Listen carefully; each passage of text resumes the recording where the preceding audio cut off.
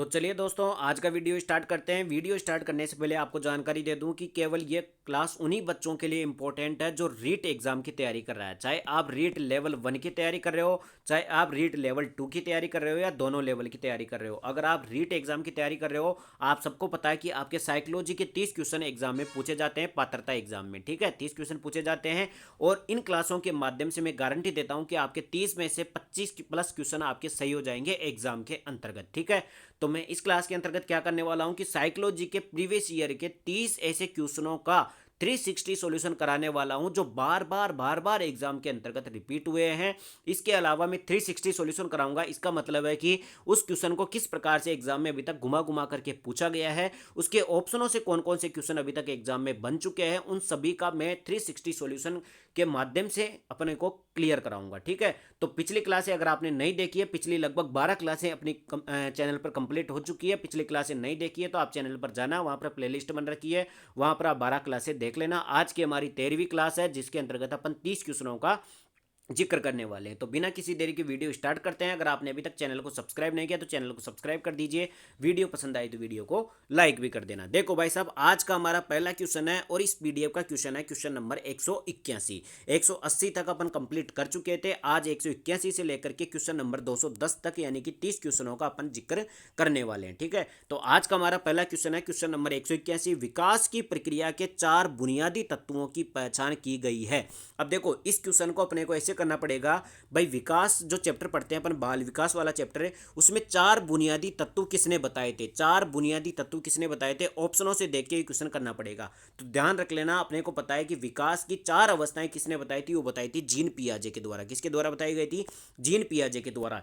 ये क्वेश्चन इतना इंपॉर्टेंट है कि यहां से मैं आपको लगभग 10 से 15 क्वेश्चन प्रीवियस ईयर के इस क्वेश्चन से बताने वाला हूं। ठीक है, सबसे पहले बात कर लेते हैं अपन जीन पियाजे की। बात कर लेते हैं भाई साहब। सबसे पहले तो जीन पियाजे के द्वारा कौन सा विकास का सिद्धांत दिया गया था? संज्ञानात्मक विकास का सिद्धांत दिया गया था। कौन सा दिया गया था? संज्ञानात्मक विकास का सिद्धांत जीन पियाजे के द्वारा दिया गया था। यह एग्जाम में काफी बार एग्जाम में पूछा जा चुका है।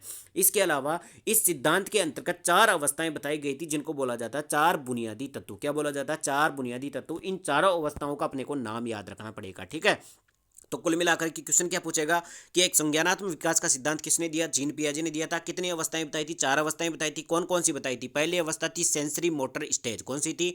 Sensory motor stage. दूसरी कौन सी थी? Pre operational stage. Pre operational stage. और तीसरी कौन सी हो जाएगी? Operational stage. और चौथी कौन सी हो जाएगी? Formal stage. कौन सी हो जाएगी? Formal stage. अपने को चारों स्टेज के नाम याद रखना पड़ेगा। सेंसरी मोटर स्किल एक हो जाएगी प्री ऑपरेशनल, एक हो जाएगी ऑपरेशनल और एक हो जाएगी फॉर्मल।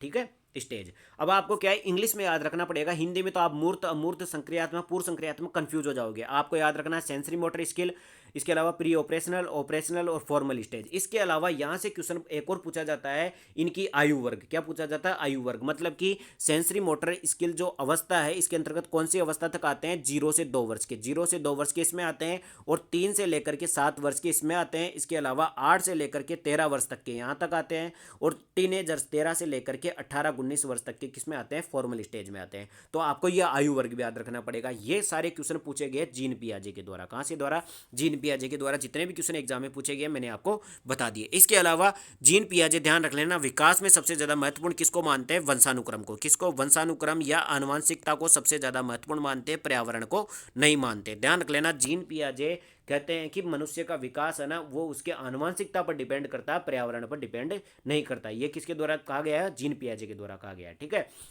तो ये सारे क्वेश्चन तो पूछ ले जीन पियाजे के द्वारा। तो क्वेश्चन क्या था? 4 बुनियादी तत्वों की पहचान किसने की थी विकास के अंतर्गत? वो जीन पियाजे के द्वारा की गई थी। इसके अलावा ऑप्शन में लिखा हुआ एरिक्सन। एरिक्सन के बारे में आप सबको पता है कि एरिक्सन के कौन कौन से एग्जाम में क्वेश्चन अभी तक पूछे जा चुके हैं। सबसे पहले तो एरिक्सन ने विकास की कितनी अवस्थाएं बताई थी? 8 अवस्थाएं बताई थी। कितनी बताई थी? 8 अवस्थाएं बताई थी। 8 के नाम आपको याद रखना पड़ेगा और उनकी आयु वर्ग भी याद रखनी पड़ेगी। ठीक है, तो 8 कितनी अवस्थाएं? एरिक्सन की कितनी अवस्थाएं दी गई थी? 8 अवस्थाएं बताई थी। कौन कौन सी? जैसे आपको पता है ना कौन कौन सी थी। एक तो विश्वास बनाम अविश्वास वाली, परिश्रम बनाम गलानी वाली। इसके अलावा बहुत सारी 8 अवस्थाएं थी। उन 8 अवस्थाओं के आपको नाम याद रखना पड़ेगा। एरिक्सन के द्वारा विकास की 8 अवस्थाएं बताई गई है। इसके अलावा ऑप्शन बी है अपने पास स्किनर। स्किनर क्या है? स्किनर के कौन कौन से एग्जाम में क्वेश्चन पूछे जा चुके हैं?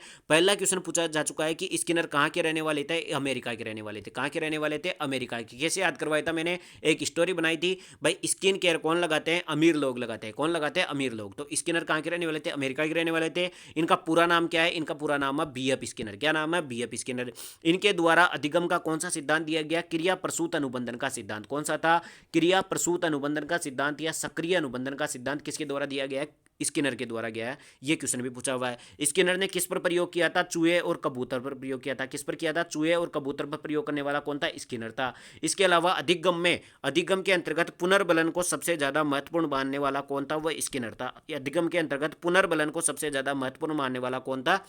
बीएफ स्किनर था। इसके अलावा अभिक्रमित अनुदेशन यानी प्रोग्राम्ड लर्निंग किसने दी थी? वो भी स्किनर के द्वारा दी गई थी। ये सारे क्वेश्चन स्किनर के एग्जाम में पूछ चुका है। इसके अलावा अगर बात करें अपन कोहलबर्ग का, आपको पता है कि कोहलबर्ग ने कौन सा सिद्धांत दिया था अपने को? ये दिया था नैतिक विकास का सिद्धांत। किसने कौन सा दिया था? नैतिक विकास का सिद्धांत किसने दिया था? कोहलबर्ग के द्वारा दिया गया था नैतिक विकास का सिद्धांत। ये एग्जाम में इसका क्वेश्चन पूछा हुआ क्वेश्चन है। ठीक है, आगे बढ़े तो कुल मिलाकर के यहाँ से इस क्वेश्चन से लगभग 20 क्वेश्चन मैंने ऐसे बता दिए जो एग्जाम में अभी तक प्रीवियस ईयर में यहाँ से पूछे गए हैं। ठीक है, आगे बढ़े, अगला क्वेश्चन देखते हैं। Question number second, question number 182। उत्तेजक अनुकूलन सिद्धांत का संबंध किस मनोवैज्ञानिक से है? ध्यान रख लेना, उत्तेजक अनुकूलन का सिद्धांत किसने दिया था? उत्तेजक अनुकूलन का सिद्धांत दिया था थॉर्नडाइक ने। किसने दिया था? थॉर्नडाइक ने उत्तेजक अनुकूलन का सिद्धांत दिया था। किसने दिया था? थॉर्नडाइक ने दिया था उत्तेजक अनुकूलन का सिद्धांत। अब देखो यहाँ से कौन कौन से क्वेश्चन थॉर्नडाइक से एग्जाम में पूछे जा चुके हैं। देखो भाई साहब, सबसे पहला क्वेश्चन पूछा गया था कि एक तो यही उत्तेजक अनुकूलन का सिद्धांत किसके द्वारा दिया गया था? उत्तेजक अनुकूलन का सिद्धांत किसके द्वारा दिया गया था? थॉर्नडाइक के द्वारा दिया गया था। एक क्वेश्चन तो ये पूछा हुआ है। एक क्वेश्चन पूछा हुआ है कि अधिगम में कौन सा सिद्धांत दिया था? तो प्रयास एवं त्रुटि का सिद्धांत, प्रयत्न एवं भूल का सिद्धांत या प्रयास एवं त्रुटि का सिद्धांत किसके द्वारा दिया गया था? यह भी दिया गया था थॉर्नडाइक के द्वारा। थॉर्नडाइक ने किस पर प्रयोग किया था? बिल्ली पर प्रयोग किया था। यह भी एग्जाम में पूछ चुका है। इसके अलावा ध्यान रख लेना, शिक्षा मनोविज्ञान, जो अपन सभी जानते हैं कि मनोविज्ञान या साइकोलॉजी की बहुत सारी शाखाएं होती है, उसमें से एक शाखा अपने पास शिक्षा मनोविज्ञान, जिसे अपन अब वर्तमान में पढ़ रहे हैं, साइकोलॉजी कहते हैं। शिक्षा मनोविज्ञान जो शाखा है वो इसका जनक कौन है? ये किसने दिया था? वो थॉर्नडाइक ने दिया था। शिक्षा मनोविज्ञान का जनक कौन है? थॉर्नडाइक है। ये क्वेश्चन भी एग्जाम में पूछा हुआ है। इसके अलावा थॉर्नडाइक को प्रथम शैक्षिक मनोवैज्ञानिक कहा जाता है, क्योंकि शिक्षा मनोविज्ञान की खोज इसने की थी। तो प्रथम शैक्षिक मनोवैज्ञानिक भी किसको कहा जाता है? थॉर्नडाइक को कहा जाता है। ये क्वेश्चन भी एग्जाम में पूछा हुआ है। इसके अलावा जब आप बुद्धि वाला चैप्टर पढ़ते हो तो वहां पर थॉर्नडाइक ने एक बुद्धि का सिद्धांत दिया था। वो कौन सा दिया था? मल्टी फैक्टर वाला। कौन सा दिया था? बहुतत्व का सिद्धांत। बुद्धि का बहुतत्व का सिद्धांत किसने दिया था? मल्टी फैक्टर का थ्योरी किसने दी थी? वो दी थी थॉर्नडाइक के द्वारा। किसने दी थी? थॉर्नडाइक के द्वारा। इसके अलावा उत्तेजक में अनुकूलन का सिद्धांत किसने दिया था? थॉर्नडाइक ने। ये क्वेश्चन भी एग्जाम में पूछा हुआ है। इसके अलावा थ्रस्टन का कौन सा क्वेश्चन पूछा हुआ है? थ्रस्टन का जब आप बुद्धि के सिद्धांत पढ़ते हो, जिसमें थॉर्नडाइक ने तो कौन सा दिया था? मल्टी फैक्टर इंटेलिजेंस वाला सिद्धांत दिया था। थ्रस्टन ने कौन सा दिया था? वो दिया था समूह तत्व का सिद्धांत। कौन सा दिया था? समूह तत्व का सिद्धांत या ग्रुप फैक्टर थ्योरी किसने दी थी? थ्रस्टन के द्वारा दी गई थी। इसके अलावा एक ऑप्शन कौन सा है? स्किनर के सारे क्वेश्चन मैं बता ही चुका हूं कौन कौन से क्वेश्चन आपको पूछ चुका है भाई। स्किनर, बीएफ स्किनर का पूरा नाम क्या है? बीएफ स्किनर है, कहाँ के रहने वाले? अमेरिका के रहने वाले। चूहे और कबूतर पर प्रयोग किया है। क्रिया प्रसूत अनुबंधन का सिद्धांत है या सक्रिय अनुबंधन का सिद्धांत भी कहते हैं। अधिगम में पुनर्बलन को सबसे महत्वपूर्ण मानते हैं। इसके अलावा स्किनर के द्वारा अभिक्रमित अनुदेशन या प्रोग्राम्ड लर्निंग की थ्योरी भी दी गई थी। ये सारे क्वेश्चन स्किनर के पूछे गए हैं। आगे बढ़े, अगला क्वेश्चन है क्वेश्चन नंबर 183। देखो अभी तक अपन ने 2 क्वेश्चन किए हैं और दोनों क्वेश्चनों से लगभग अपन ने 15 से 20 या 20 से 25 क्वेश्चन अभी तक कर चुके हैं जो प्रीवियस ईयर एग्जाम में पूछे गए हैं। ठीक है, अगला क्वेश्चन है आज का क्वेश्चन नंबर 3। पुनरावृत्ति के सिद्धांत किस प्रसिद्ध मनोवैज्ञानिक से संबंधित है? बताओ भाई, पुनरावृत्ति का सिद्धांत किसने दिया था? पुनरावृत्ति का सिद्धांत दिया था स्टैनले हॉल के द्वारा। किसके द्वारा? स्टैनले हॉल के द्वारा पुनरावृत्ति का सिद्धांत दिया गया था। देखो अब यहां से अपन करते हैं 10 या 12 क्वेश्चन यहां से भी कंप्लीट करते हैं। देखो सबसे पहले स्टैनले हॉल आ गया तो स्टैनले हॉल की सारी बातें कर लेते हैं। एग्जाम में एक तो ये पूछा जाता है कि पुनरावृत्ति का सिद्धांत किसने दिया था? तो स्टैनले हॉल के द्वारा दिया गया था। कौन सा? पुनरावृत्ति का सिद्धांत। इसके अलावा ध्यान रख लेना, एक पुस्तक है कौन सी? एडोलसेंस। एडोलसेंस जो किशोर अवस्था को अंग्रेजी में कहा जाता है एडोलसेंस। तो एडोलसेंस के नाम से जो किताब लिखी गई थी वो किसके द्वारा लिखी गई थी? स्टैनली हॉल के द्वारा लिखी गई थी। इसके अलावा ध्यान रख लेना, किशोर अवस्थाओं को झंझावतों की अवस्था, तनाव की अवस्था, एक स्ट्रेस की अवस्था किसने बताई थी? वो बताई थी स्टैनले हॉल के द्वारा। किशोर अवस्था की कौन बात करता है? कुल मिलाकर के स्टैनली हॉल करता है। किशोर अवस्थाओं को झंझावत की अवस्था, तनाव की अवस्था और डिप्रेशन की अवस्था कौन बताता है? स्टैनले हॉल बताता है। इसकी बुक का नाम क्या है? एडोलसेंस है। और इसने कौन सा सिद्धांत दिया? पुनरावृत्ति का सिद्धांत दिया। ये सारे क्वेश्चन स्टैनली हॉल के अभी तक एग्जाम में पूछे जा चुके हैं। इसके अलावा थ्रस्टन का आपको बता ही दिया मैंने, बुद्धि का एक सिद्धांत दिया था। कौन सा? समूह तत्व बुद्धि का सिद्धांत। स्किनर के बारे में बता दिया, इसका पूरा नाम बीएफ स्किनर है, अमेरिका का रहने वाला है। चूहे कबूतर पर प्रयोग किया था। क्रिया प्रसूत अनुबंधन का सिद्धांत है या सक्रिय अनुबंधन का सिद्धांत भी कहते हैं। अधिगम में पुनर्बलन को सबसे महत्वपूर्ण मानता है। और इसके अलावा अभिक्रमित अनुदेशन की प्रक्रिया इसने दी थी, यानी प्रोग्राम्ड लर्निंग का सिद्धांत इसने दिया था। इसके अलावा एक आता है सिगमंड फ्राइड। सिगमंड फ्राइड के कौन कौन से एग्जाम में क्वेश्चन पूछ चुके हैं? एक तो इसका सिद्धांत पूछा जाता है भाई, इसके सिद्धांत का नाम क्या है? इसका है मनोविश्लेषणात्मक सिद्धांत। कौन सा दिया था इसने? मनोविश्लेषणात्मक सिद्धांत किसने दिया था? सिगमंड फ्राइड ने दिया था। अचेतन मन के बारे में कौन बात करता है? अचेतन मन के बारे में बात करता है सिगमंड फ्राइड। इसने 3 शब्द दिए थे, कौन कौन से? इड, ईगो और सुपर ईगो। इड, ईगो और सुपर ईगो किसने दिए थे? ये भी सिगमंड फ्राइड के द्वारा दिए गए थे। ठीक है, ये सारे क्वेश्चन बन गए किसके? सिगमंड फ्राइड के, जो अभी तक एग्जाम में पूछे जा चुके हैं। तो आज की क्लास बहुत ज्यादा इंटरेस्टिंग है। पिछले 3 क्वेश्चनों के अंतर्गत अपन ने लगभग 30 क्वेश्चनों से ज्यादा क्वेश्चन अभी तक कंप्लीट कर चुके हैं, जो प्रीवियस ईयर में पूछे गए हैं। ठीक है, तो कुल मिलाकर के क्लास बहुत ज्यादा इंपॉर्टेंट है। इसी तरीके से मैं 360 सॉल्यूशन करवाता हूं। तो वीडियो पसंद आ रहा हो तो वीडियो को लाइक भी कर दो, चैनल को सब्सक्राइब भी कर दो। आगे बढ़ते हैं क्वेश्चन नंबर 184। इससे पहले अगर आपने पिछली क्लासें नहीं देखी हो तो पिछली क्लासें जरूर देख लेना। 12 क्लासें मैं ले चुका हूं, आज की 13वीं क्लास है। ठीक है, अगला क्वेश्चन बढ़ते हैं। आज का क्वेश्चन नंबर 4 है, क्वेश्चन नंबर 184। अधिगम से संबंधित बहु प्रतिक्रिया का नियम किस श्रेणी का नियम है? बताओ भाई साहब। अपन सभी जानते हैं कि अधिगम के नियम किसने दिए थे? अधिगम से संबंधित या सीखने के नियम किसने दिए थे? वो दिए थे थॉर्नडाइक ने। किसने दिए थे? थॉर्नडाइक ने। थॉर्नडाइक ने अधिगम के कुछ नियम बताए थे, यानी कि सीखने के कुछ नियम बताए थे। किसने? थॉर्नडाइक ने बताए थे। ये 2 प्रकार के नियम थे, एक तो मुख्य नियम थे और एक कौन से थे? गौण नियम थे। कितने थे? एक तो मुख्य नियम थे और एक गौण नियम थे। मुख्य नियम में 3 नियम थे, तीनों का नाम याद रख लेना, एग्जाम में बार बार पूछा जाता है। कौन कौन से थे? एक तो तत्परता का नियम था, एक अभ्यास का नियम था और एक प्रभाव का नियम था। ये तीनों नियम आपको याद रखने हैं। इसके अलावा गौण के नियम में 5 या 6 नियम थे। उन नियमों में से एक था बहु प्रतिक्रिया का नियम। कौन सा था? बहु प्रतिक्रिया का नियम क्या है? एक गौण नियम है। कौन सा है? एक गौण नियम है, ध्यान रख लेना। अधिगम के नियम किसने दिए थे? थॉर्नडाइक ने दिए थे। 2 प्रकार के नियम बताए थे, मुख्य नियम और गौण नियम। मुख्य नियम तो 3 थे, कौन कौन से? तत्परता का नियम, अभ्यास का नियम और प्रभाव का नियम। और बहु प्रतिक्रिया का नियम किस प्रकार का नियम है? एक गौण नियम है। किस प्रकार का नियम है? एक गौण नियम है। वेरी वेरी इंपॉर्टेंट क्वेश्चन है, कई बार एग्जाम में यहां से क्वेश्चन बनता है। आगे बढ़े, अगला क्वेश्चन है क्वेश्चन नंबर 185। निम्नलिखित में से कौन सी अधिगम की एक विधि है? निम्नलिखित में से कौन सी अधिगम की विधि है? छूकर सीखना, यानी कि अधिगम कैसे होता है? सुनकर सीखना, करके सीखना। सीधी सी बात है, आपको पता ही चल गया होगा। ऑप्शन डी भी पढ़ लेते हैं एक बार। ऑप्शन डी है उपयुक्त सभी। तो ध्यान रख लेना, अधिगम क्या होता है? छू करके कोई सीखा नहीं जाता। ऐसे नहीं कि किताब को हाथ में ले लिया, याद हो गई, हाँ भाई मजा आ गया। तो सुनकर सीखना, यह नहीं कि फोन में किताब को चला दिया, सीख लिया, बिल्कुल नहीं। करके सीखना, अधिगम तभी होता है जब आप करके सीखते हो। करके सीखते हो, जब आप लिख लिख करके याद करते हो तभी आप सीख पाते हो। या किसी भी चीज को करके सीखने पर ही सीखा जाता है, उसको देखने से या सुनने से उसको सीखा नहीं जा सकता। ठीक है, तो अधिगम की विधि कैसी होती है? करके सीखने पर आधारित होती है। आगे बढ़े, अगला क्वेश्चन देखते हैं, क्वेश्चन नंबर 186। क्वेश्चन नंबर 186 है, निम्नलिखित में से आदत होती है, आदत किस प्रकार की होती है? यानी कि अपनी जो आदत होती है, हैबिट होती है, यार मेरे को तो बहुत ज़्यादा फ़ोन की आदत पड़ गई है, मेरे को तो खाना खाने की आदत पड़ गई है, तो ये आदत किस में आती है? किस में आती है? संवेदात्मक क्रिया में आती है।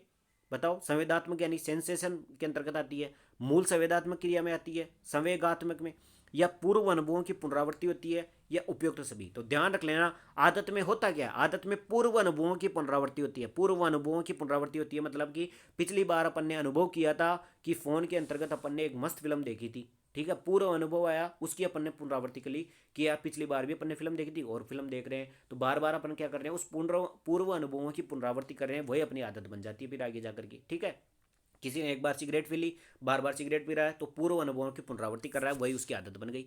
ठीक है, अगला क्वेश्चन बढ़ते हैं, क्वेश्चन नंबर 187। क्वेश्चन नंबर 187 क्या है?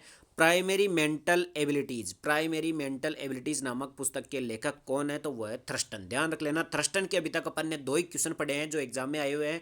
एक तो थ्रस्टन ने बुद्धि का कौन सा सिद्धांत दिया था? समूह तत्व का सिद्धांत दिया था। और एक इसकी किताब का नाम याद रख लेना, primary mental abilities. Primary mental abilities, primary mental abilities किसने दी है? थ्रस्टन के द्वारा दी गई है। इसके अलावा ऑप्शनों से और क्वेश्चन देखते हैं। थॉर्नडाइक के सारे क्वेश्चन मैंने आपको बता दिए। थॉर्नडाइक ने किस पर प्रयोग किया था? बिल्ली पर प्रयोग किया था। कौन सा सिद्धांत था? प्रयासम त्रुटि का सिद्धांत था, उत्तेजक एवं अनुकूलन का सिद्धांत था। इसके अलावा प्रयत्न भूल का सिद्धांत भी कहा जाता है, बिल्ली पर इसने प्रयोग किया था। इस और क्या बोलते हैं, शिक्षा मनोविज्ञान का जनक भी किसको कहा जाता है? थॉर्नडाइक को कहा जाता है। प्रथम शैक्षिक मनोवैज्ञानिक भी किसको कहा जाता है? थॉर्नडाइक को कहा जाता है। बुद्धि के सिद्धांतों में एक सिद्धांत थॉर्नडाइक ने दिया था, कौन सा था? मल्टी फैक्टर इंटेलिजेंस, यानी बहुतत्व का सिद्धांत। बुद्धि का बहुतत्व का सिद्धांत किसने दिया था? थॉर्नडाइक ने दिया था। थ्रस्टन के दोनों क्वेश्चन पढ़ चुके हैं, एक तो इसकी बुक का नाम याद रख लेना, प्राइमरी मेंटल एबिलिटीज, और एक समूह तत्व का बुद्धि का सिद्धांत। इसके अलावा स्किनर के सारे क्वेश्चन मैं आपको बता चुका हूँ। इसका पूरा नाम क्या है? बीएफ स्किनर अमेरिका का रहने वाला है। क्रिया प्रसूत अनुबंधन का सिद्धांत दिया था। अधिगम्य पुनर्बलन को सबसे ज़्यादा महत्वपूर्ण मानता है। प्रोग्राम्ड लर्निंग थ्योरी किसने दी थी? स्किनर ने दी थी। इसके अलावा इसने प्रयोग किस पर किया था? चूहे और कबूतर पर प्रयोग किया था। और बात करें बीएफ स्किनर के बारे में, इतना सारा हो गया, सारे की सारे क्वेश्चन अपन ने एग्जाम में पढ़ चुके हैं। ठीक है, तो आज की क्लास बहुत ज़्यादा इंटरेस्टिंग और बहुत ज़्यादा इंपॉर्टेंट है, क्योंकि बार बार मनोवैज्ञानिक का नाम आ रहा है और बार बार मैं पूरी गाथा गा रहा हूँ। कुल मिलाकर के आपको कंठस्थ याद हो जाएगा। तो वीडियो पसंद आ रहा हो तो वीडियो को लाइक जरूर करना, चैनल को सब्सक्राइब जरूर करना, ताकि ऐसी क्लासेज आपको डेली मिलती रहेगी। ठीक है, क्वेश्चन नंबर 188 है, बच्चे को सक्रिय दुनिया की अपनी समझ का निर्माण एक बयान के लिए जिम्मेदार ठहराया।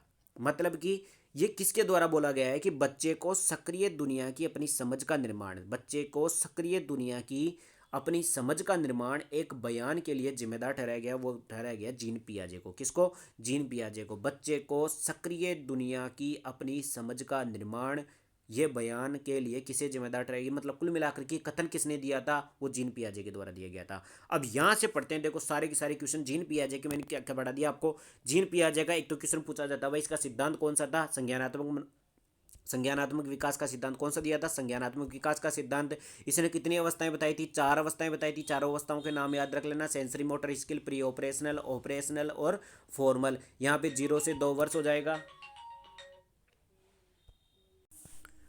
ठीक है, कौन कौन सी अवस्था होगी? 4 अवस्थाएं थी। एक तो हो जाएगी सेंसरी मोटर स्किल, एक हो जाएगी अपने पास प्री ऑपरेशनल, एक ऑपरेशनल स्टेज और एक फॉर्मल स्टेज है। ठीक है, अब इनमें आयु वर्ष याद रख लेना। 0 से 2 वर्ष हो जाएगा, 3 से 8 वर्ष हो जाएगा, इसके अलावा 8 से 13 वर्ष हो जाएगा और फिर 13 से 18 वर्ष हो जाएगा। ये क्वेश्चन सारे के सारे एग्जाम में पूछे हुए। इसके अलावा जीन पियाजे विकास में सबसे ज्यादा महत्वपूर्ण किसको मानते हैं? वंशानुक्रम को मानते हैं, आनुवंशिकता को मानते हैं, पर्यावरण को इतना ज्यादा महत्वपूर्ण नहीं मानते हैं। ठीक है, ये सारे क्वेश्चन इसके हो गए। इसके अलावा स्कीमा शब्द किसने दिया था? ये भी जीन पियाजे के द्वारा दिया गया था। ये एग्जाम में पूछे हुए क्वेश्चन है सारे के सारे जीन पियाजे के बारे में।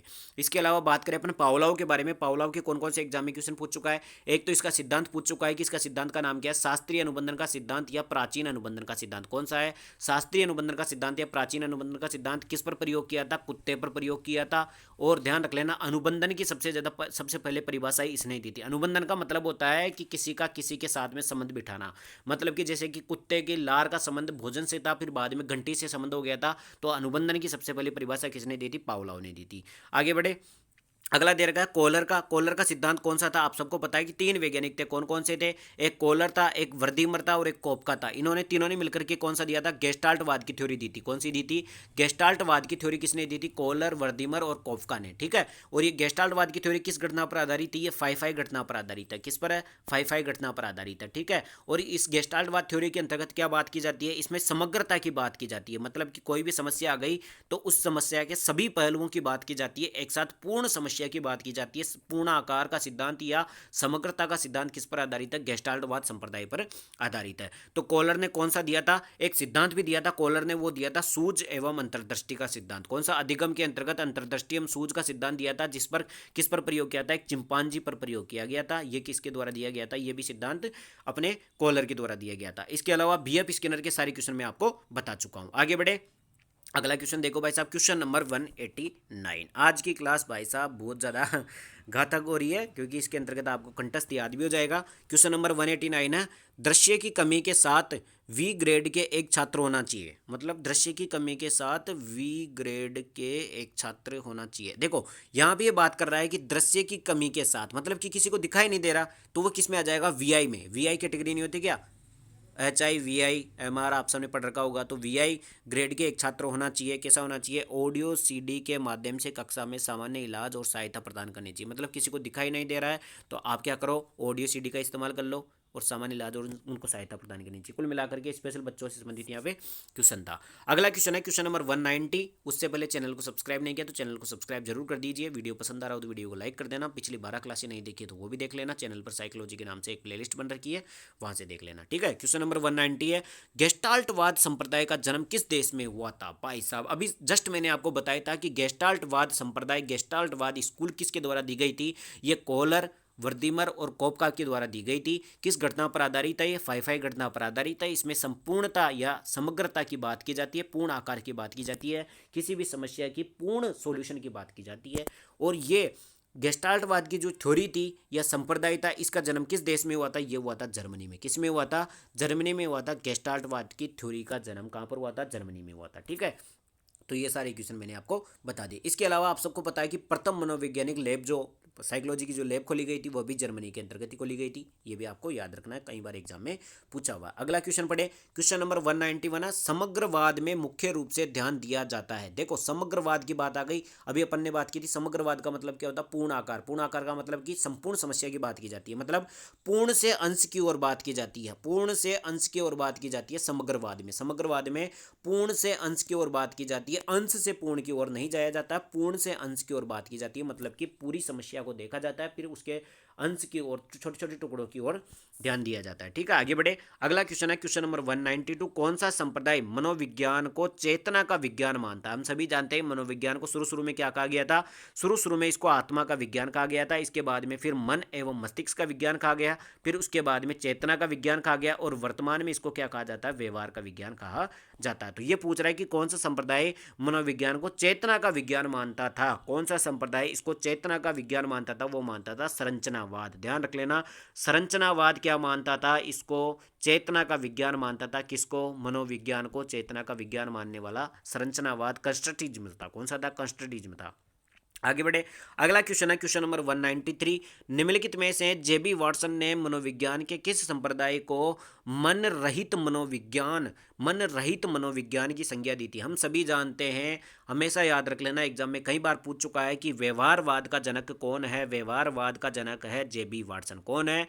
जेबी वाटसन। व्यवहारवाद का जनक कौन है? जेबी वाटसन। और जेबी वाटसन ने ही कहा था कि मनोविज्ञान एक व्यवहार का विज्ञान है। व्यवहार का विज्ञान है, किसने कहा था? जेबी वाटसन ने कहा था। मनोविज्ञान के किस संप्रदाय में मन रहित मनोविज्ञान की संज्ञा दी गई है? व्यवहार के विज्ञान में। ठीक है, तो व्यवहारवाद के सिद्धांत का जनक कौन है? जेबी वाटसन है। इसने अपनी मनोविज्ञान को कैसा बताया था? व्यवहार की विज्ञान बताया था भाई, जिसमें व्यवहार का अध्ययन किया जाता है, वही अपनी मनोविज्ञान है। आगे बढ़े, अगला क्वेश्चन है क्वेश्चन नंबर 194। क्वेश्चन नंबर 194 क्या कहता है? स्थानीय इतिहास के लिए सबसे अधिक उपयोगी शिक्षण विधि कौन सी है? बताओ भाई, स्थानीय इतिहास बताना अपने को, तो उसके लिए सबसे अधिक उपयोगी शिक्षण विधि कौन सी होगी? तो वो हो जाएगा क्षेत्रीय भ्रमण विधि। सीधी सी बात है, अगर आपको स्थानीय इतिहास बताना है, स्थानीय इतिहास का मतलब होता है अपने आसपास का कोई क्षेत्र है उसका इतिहास बताना है, तो सीधी सी बात है वहां पर भ्रमण करने चल जाओ भाई। अपने को जैसे जयपुर का अल्बर्ट हॉल दिखाना है, तो अपन सीधी सी बात क्या करेंगे, अल्बर्ट कि यहाँ पर बैठे बैठे जानकारी देने के बजाय अपन अल्बर्ट हॉल चल जाएंगे और वहाँ पर बच्चों को दिखा देंगे।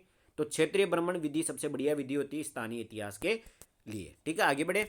अगला क्वेश्चन है क्वेश्चन नंबर 195, सामाजिक अध्ययन का सबसे अधिक महत्व किस में होता है? भाई सामाजिक अध्ययन जो पढ़ते हैं, एसएसटी अपन पढ़ते हैं, उसका सबसे अधिक महत्व किस में होता है? सामाजिक गतिविधियों में होता है, या फिर सामाजिक मूल्यों के विकास में होता है, या फिर सामाजिक नियमों में होता है, या सामाजिक सुधारों में होता है? ध्यान रख लेना, सामाजिक मूल्यों के विकास में सामाजिक अध्ययन का सबसे महत्वपूर्ण योगदान होता है। ठीक है, तो सामाजिक अध्ययन अपन जो पढ़ते हैं उसका सामाजिक मूल्यों के विकास में होता है, सामाजिक मूल्यों के विकास में होता है। ठीक है, आगे बढ़े। अगला क्वेश्चन है क्वेश्चन नंबर 196, प्रजातांत्रिक मूल्यों एवं सिद्धांतों का अनुसरण कौन सी विधि करती है? प्रजातांत्रिक मूल्यों एवं सिद्धांतों का अनुसरण, कौन से मूल्यों का? प्रजातांत्रिक सिद्धांतों का अनुसरण कौन सी विधि करती है? तो वो करती है वाद विवाद विधि। कौन सी है?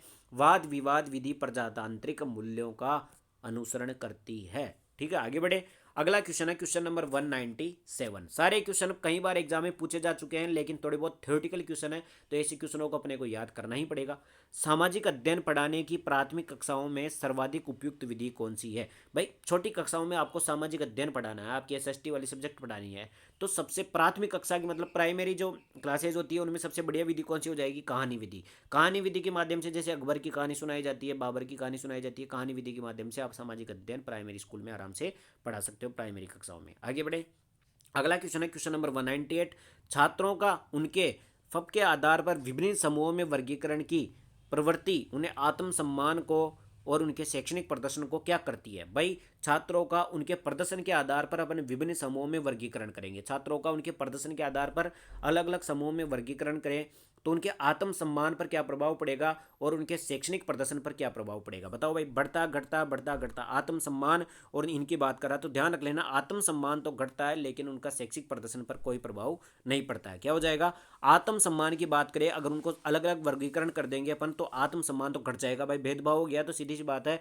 जो मतलब दूसरे टॉप टॉप को आप टॉप सेक्शन में डाल दोगे, उसके हल्के वालों को निम्न सेक्शन में डाल दोगे तो आत्मसम्मान तो घट जाएगा। इसके अलावा शैक्षणिक प्रदर्शन की बात करें तो शैक्षणिक प्रदर्शन पर कोई प्रभाव नहीं पड़ता है, उसकी चीज़ का कोई इफेक्ट नहीं पड़ता है, प्रभावित नहीं करता। तो कौन सा हो जाएगा? ऑप्शन डी हो जाएगा भाई, आत्मसम्मान तो घटता है और प्रभावित नहीं करता है। किसको प्रभावित नहीं करता है? शैक्षणिक प्रदर्शन को प्रभावित नहीं करता। अब बढ़ते हैं क्वेश्चन नंबर 199। अपनी व्यक्तिगत पहचान बनाने के लिए बच्चे को निम्नलिखित में से स्वयं को क्या समझना चाहिए? अपनी व्यक्तिगत पहचान बनाने के लिए बच्चे को अगर अपनी व्यक्तिगत पहचान बनानी है तो स्वयं को क्या समझना चाहिए? सीधी सी बात है, एक मनुष्य समझना चाहिए भाई। व्यक्तिगत पहचान बनानी है तो मनुष्य ही समझना पड़ेगा, बच्चा थोड़ी समझना पड़ेगा, या मशीन थोड़ी समझनी पड़ेगी, या परिपक्व नहीं समझना पड़ेगा। ये एक बार सीटेट में पूछा हुआ क्वेश्चन है। आगे बढ़े, अगला क्वेश्चन देखो भाई साहब।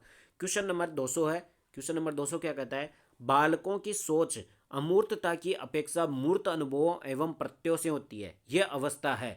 भाई ऐसी कौन सी अवस्था है, कौन सी उम्र है जिसमें अमूर्तता की अपेक्षा मूर्त अनुभवों पर ज़्यादा होती है? मतलब कि कोई चीज़ दिमाग में सोचने की बजाय वो फिजिकली रूप से जिन चीज़ों को देखता है, मतलब अमूर्त की अपेक्षा मूर्त अनुभवों को ज़्यादा मतलब इफेक्ट करता है, तो वो कौन सी हो जाएगी? 7 से 12 की वर्ष। सीधी सी बात है, जो आपकी बाल्यावस्था की उम्र होती है उसमें अमूर्तता बिल्कुल नहीं आती है। उसके बाद में 12 से वयस्क में तो अमूर्तता आ जाती है, और 2 से 7 वर्ष में और जन्म से 2 वर्ष में क्या होती है? मूर्तता भी नहीं आती है। ठीक है, तो मूर्तता की बात कहाँ पर होती है? वो होती है 7 से 12 वर्ष में। 7 से 12 वर्ष में। आगे बढ़े, अगला क्वेश्चन है क्वेश्चन नंबर 201।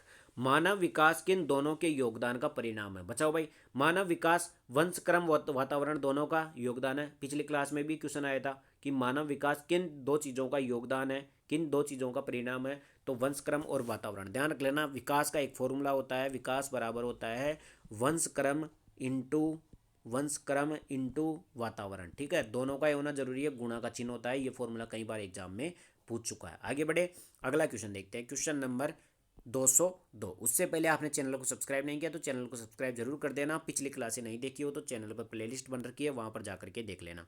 निम्नलिखित में से कौन सी विशेषता आंतरिक रूप से अभिप्रेरित बच्चों के लिए सही नहीं है? भाई कोई बच्चा है वो इंटरनली रूप से मोटिवेट है, तो कौन सी विशेषता उनके लिए सही नहीं है? वे चुनौतीपूर्ण कार्य पसंद करते हैं, वो तो करते ही हैं। वे हमेशा सफल होते हैं, बिल्कुल नहीं। अगर कोई बच्चा इंटरनली रूप से मोटिवेट है तो जरूरी नहीं कि हमेशा सफल हो। ध्यान रख लेना, हमेशा सफल होने की गारंटी नहीं है। आगे बढ़े, अगला क्वेश्चन देखते हैं, क्वेश्चन नंबर 203। क्वेश्चन नंबर 203 है, किशोर अवस्था में संवेगों की तीव्रता किस प्रकार प्रकट होती है? किशोर अवस्था आप सभी जानते हो, अपने अवस्थाएं होती है जिसमें एक शैशवावस्था होती है, एक बाल्यावस्था होती है, किशोर अवस्था होती है, एक प्रौढ़ अवस्था होती है।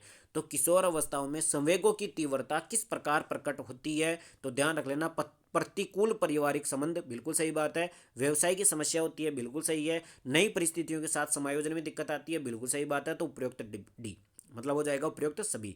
मतलब कि संवेगों की तीव्रता कौन कौन सी होती है, मतलब ये पूछ रहा है कि किशोर अवस्था में कौन कौन से संवेग प्रकट होते हैं। तो उनको पारिवारिक संबंध में भी दिक्कत आती है, उनके व्यवसाय की समस्या भी होती है, नई परिस्थितियों में समायोजन में भी समस्या होती है। तो उपयुक्त सभी हो जाएंगे। कौन से हो जाएंगे? उपयुक्त सभी। यहाँ पर पूछा गया है क्वेश्चन किशोर अवस्था की विशेषताएं, उसमें जो परिवर्तन होते हैं उनकी बात कर रहा है।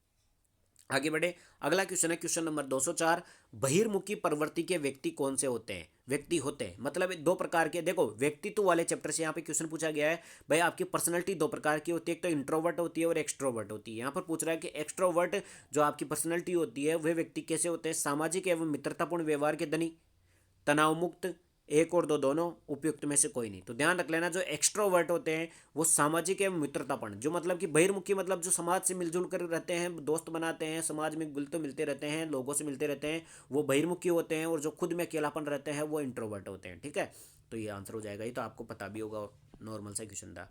आगे बढ़ते हैं, क्वेश्चन नंबर 205 क्या कहता है? क्वेश्चन नंबर 205 आज की क्लास का लास्ट क्वेश्चन। सामाजिक पैमाने की विधि के अनुसार इनमें से सुपरस्टार अति मानव वह होता है जिसे, मतलब कि सामाजिक पैमाने की विधि, सामाजिक पैमाना मतलब होता है समाज की दृष्टिकोण से, समाज के दृष्टिकोण से सुपरस्टार किसको कहा जाता है, यानी समाज सुपरस्टार किसको मानता है?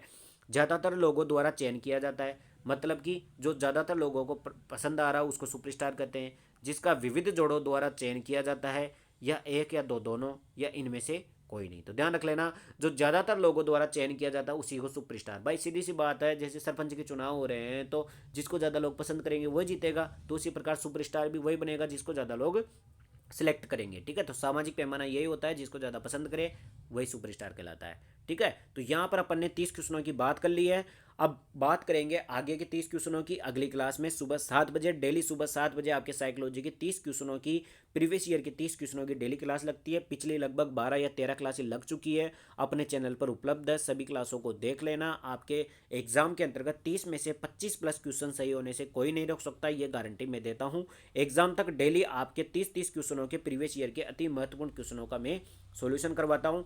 ठीक इसी प्रकार से 360 सॉल्यूशन करवाता हूँ कि किस उनसे किस प्रकार घुमा घुमा करके क्वेश्चन पूछे गए हैं, या एग्जाम में उसके ऑप्शनों से कौन कौन से क्वेश्चन बनते हैं, ताकि आपको मनोवैज्ञानिकों के सभी सिद्धांत भी याद हो जाएंगे, उन मनोवैज्ञानिक से कौन कौन से क्वेश्चन पूछे जा चुके हैं वो भी याद हो जाएंगे। ठीक है, तो वीडियो पसंद आए तो वीडियो को लाइक जरूर करना, चैनल को सब्सक्राइब जरूर करना, और पिछली क्लासें नहीं देखी है तो चैनल पर जाकर के देख लेना, प्ले लिस्ट बना रखी है साइकोलॉजी के नाम से। और बाकी कल सुबह 7 बजे की क्लास देखने के लिए आपको चैनल को सब्सक्राइब करना पड़ेगा, तभी आपके पास नोटिफिकेशन पहुंच पाएगा कि वीडियो अपलोड हो चुका है।